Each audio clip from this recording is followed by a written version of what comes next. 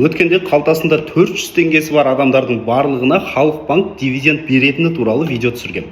Бірақ көпшілік дивиденд туралы мен қазір айтатын екі түрлі үлкен қателікті жасайды, соны білмегендіктен дивиденд ала алмайды, ақшасы просто кетіп жатады. Қазір онда сол қателікті толық ашып берейін, ал сіздер алдын ала лайк басып қойыңыздар. Ең біріншіден мынаны көрсетіп алайын.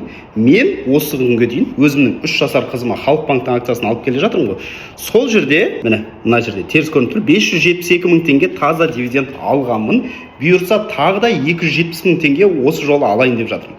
Қандай ерекшелік? Ең біріншіден дивиденд қайда түседі деген сұрақтарыңыз бар. Кез келген брокерда дивиденд мынандай бос ақша деген жерге түседі. Бірақ бұл дивиденд түсу үшін Қазақстанда мынандай бір ережені білу керек. Т+2 деген ереже бар. Яғни Халық банк дивиденд туралы не айтады? Егер де 30 сәуірге дейін сенде акция болса, реестрлардың тізімі шығады, 18 мамырдан бастап дивиденд аласың дейді. Бірақ 30 сәуірге дейін сенде ақша болу үшін сен мысалы 29 сәуір, 28 сәуір алсаң жеткіліксіз. 27 сәуір күні как минимум алу керек, сосын 2 жұмыс күні өткеннен кейін ғана акция сенің атыңа тіркеледі, сосын дивиденд аласың. Одан бөлек тағы бір мынандай тема жаңалық бар. Халық банк енді дивидендін жылына 4 рет беруі мүмкін. Байқап тұрғаныңыздай, ешқандай білімсіз инвестиция жасауға болмайды. Сондықтан менің 3 күндік тегін курсыма қатыссаңыздар болады. Профилімде сілтеме тұр, соны бассаңыздар WhatsApp топ ашылады.